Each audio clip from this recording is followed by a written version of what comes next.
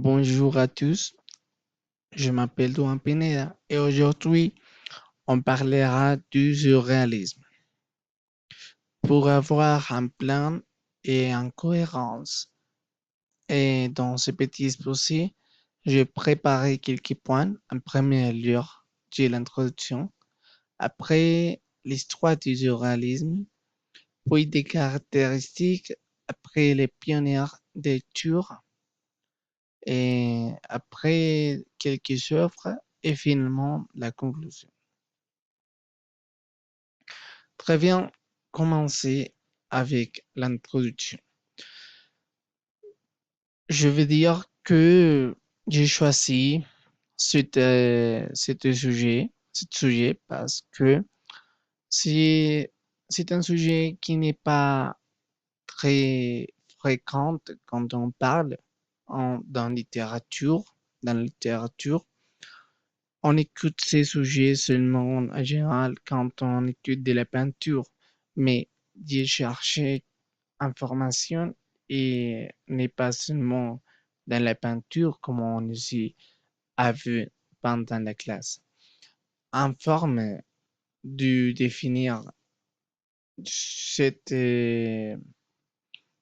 mouvement et à travers d'une petite phrase d'un rêve breton où l'idée de ce réalisme tend simplement à la récupération totale de notre effort psychique. Et c'est une phrase d'un rêve breton très célèbre. Et aussi, j'ai choisi ce sujet parce que n'est pas seulement en raison de la logique, n'est pas la raison comme un centre.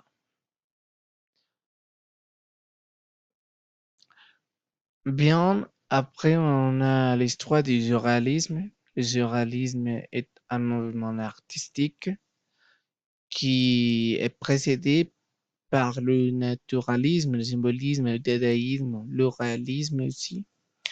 Et il apparu en 1920 en France, certainement en Paris.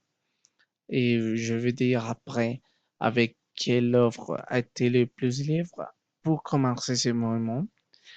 Et ce mouvement se présente dans la peinture, aussi dans la sculpture, dans la musique, dans le théâtre et la littérature.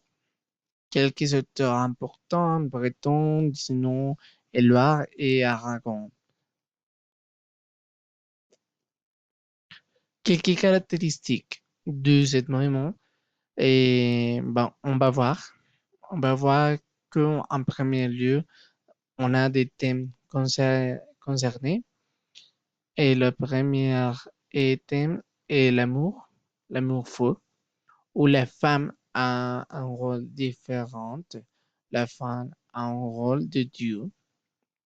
Aussi la révolte parce que on connaît déjà l'histoire et en général d'Europe où la, a commencé, pardon, la deuxième et la première guerre mondiale, pardon, qui a affecté tout le monde. Aussi, il y a le sujet du le rêve et le sujet de l'imagination et finalement la magie. On peut dire aussi que la magie est, est un sujet très fréquent parce que, comme on a dit déjà, c'est un mouvement qui n'a pas raison, qui n'a pas logique. Des principes pour ce mouvement, et en premier lieu, on a la liberté. En deuxième lieu, il a été influencé pour le marxisme et le psychanalyse.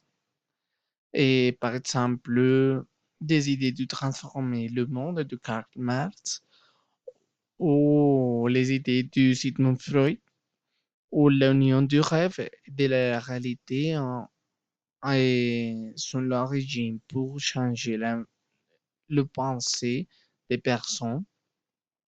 Aussi, on a des principes du monde moderne qui a été impacté pour la situation de la guerre et il y a quelque part où le romanticisme allemand et a été en influence avec des notions d'intériorité, de voyance.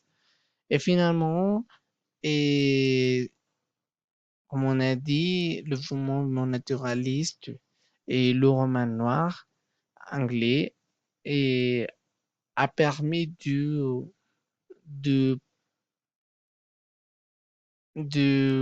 avoir dans ces moments et des excès et refus du réel parce que, comme on a dit, la logique n'est pas le centre de ce moment. Très bien, les pionniers de l'écriture, on peut trouver à Paul Éluard, Louis Aragon, André Breton, Georges de Chérico, Robert Desnos, Philippe Sopor et Max Ernst. Et Breton a quelques œuvres importantes, par exemple le dictionnaire abrégé du surréalisme et aussi le surréalisme au service de la Révolution et le surréalisme et la peinture qui a été en édition importante pour la littérature en général, mais il y a un travail très connu et qui a marqué aussi le commence des œuvres littéraires du et surréalisme. Le texte est le manifeste du surréalisme qui a eu de publications, de versions différentes, mais la finale a été le manifeste et du surréalisme pour commencer avec ce mouvement. Après, on a aussi Paul Éluard et avec une œuvre qui s'appelle Mourir de ne pas mourir. Et après, le mouvement du perpétuel d'Argon, qui a été un livre très connu aussi, et corps et bien des revers des noms. On va dire que dans cette œuvre littéraire, on va trouver que l'écriture en général est aussi une idée qui se propose dans le manifeste du surréalisme. L'écriture est automatique qui consiste à écrire sous la dictée de l'inconscience qui c'est la partie de l'homme qui, qui n'a pas raison. Ouais. Aussi, l'association libre et le jeu sur les mots et autre idée importante placée dans le manifeste du surréalisme et aussi le rapprochement de réalités éloignées et à travers des métaphores, c'est-à-dire que dans ce texte, on utilise beaucoup de figures rhétoriques, mais la métaphore est, est très fréquente et finalement, les genres privilégiés on était par exemple la poésie et aussi le récit onirique et les collages. Ils ont des idées principales et, et aussi des idées qui ont été travaillées par André Breton. Ah ouais. Et André Breton a été un poète et un écrivain très célèbre dans la France et il a été le fondateur du surréalisme.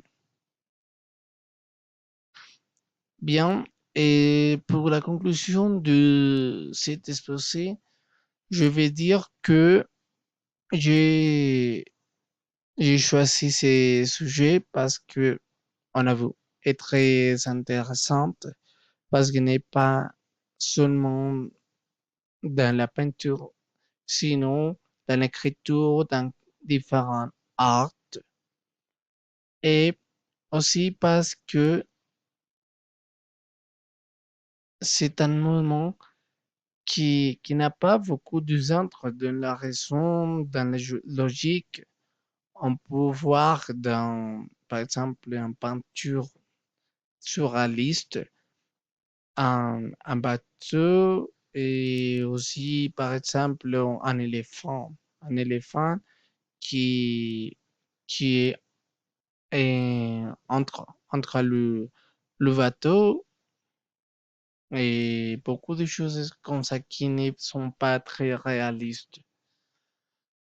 Et en conclusion aussi, je veux dire que ça a été un mouvement pour échapper de la réalité, pour n'avoir de règles, et je crois que c'est ça. Alors, merci et au revoir.